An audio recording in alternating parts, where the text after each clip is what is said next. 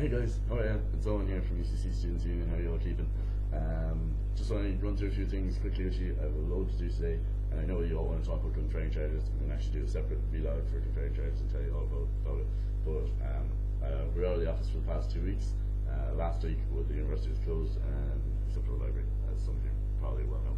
And the week before, we were at the Union of Students Ireland Congress in Ballinstone, County Galway, for the week. So that was interesting. The Congress of the Union of Students Ireland is basically the national students movement that coordinates all the students' unions around the country. And the Congress is the ultimate decision-making body. So we send 23 delegates, this year I think it was 23, that we send up to Ballinstone to decide on the different issues and vote on different things. And they represent about 700 students each. So UCC is the largest contingent, the second largest contingent in the Republic after UCD. Both third or fourth largest when you take in UU and Queen's, the University of Ulster and Queen's. So anyway, this Congress sort of focused on constitutional change and make the organisation more effective. We have 250,000 members in the organisation, including everybody at UCC, and yet we're not really one of the most effective national students, national unions. So it's the largest union in the country, and yet we're probably one of the least effective. So it was all about trying to make the organisation more effective, making it a lot more of a battle axe, something that would actually bring the government to its knees, because unfortunately we haven't been able to do that for a very long time.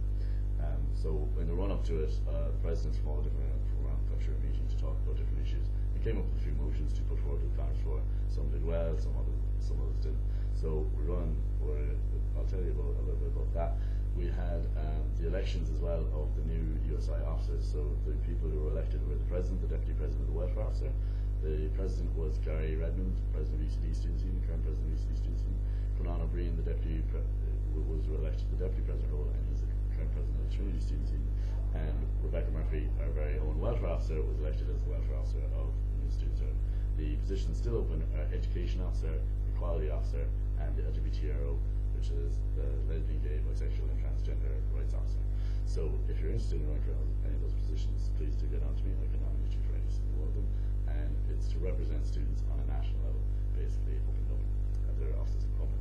So anyway, the actual result of all the constitutional changes ended up with trying to abolish certain positions, including the equality officer and the LGBTRO, to extend the term of the president from 1 year to 2 years.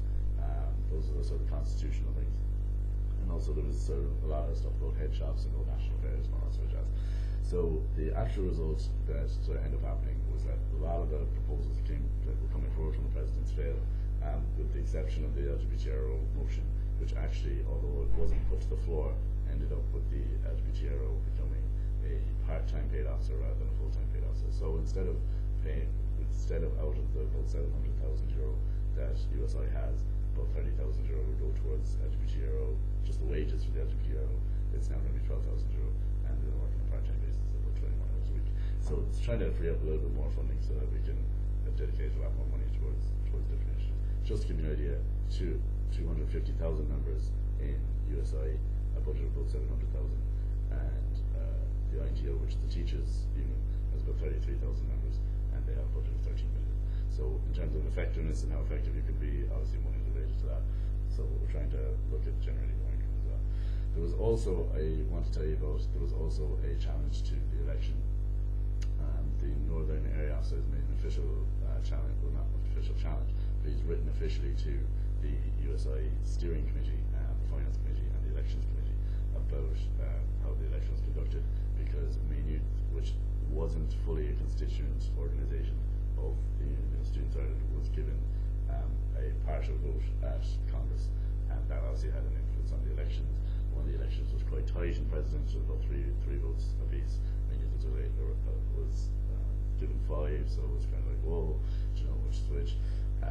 But look, I've looked into it constitutionally myself. I've seen the different things. First of all, the complaint isn't constitutionally valid at this point in time.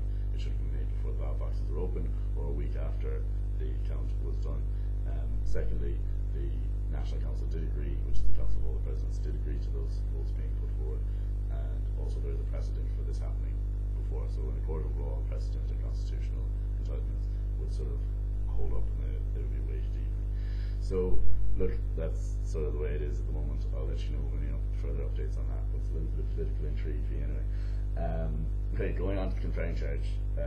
Was in the Echo, the Cork Independent, the Examiner, Red FM, RT, 96 FM, and a few other people. I was plagued like during the past week about this.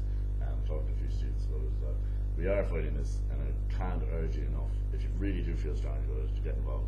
Just something as simple as sending off an email. I'm going to send another email now, and with the video blog about how to tackle this registration charge. We are fighting this. We've been fighting this all year. It's just, if you really do feel strongly about it, which is great to see students wanting to get involved in it, then stand up for it and do your bit, because you can make a difference. And I'm only one man. I can only do so much myself. But there's a load of us lads we can totally nip this in the bud.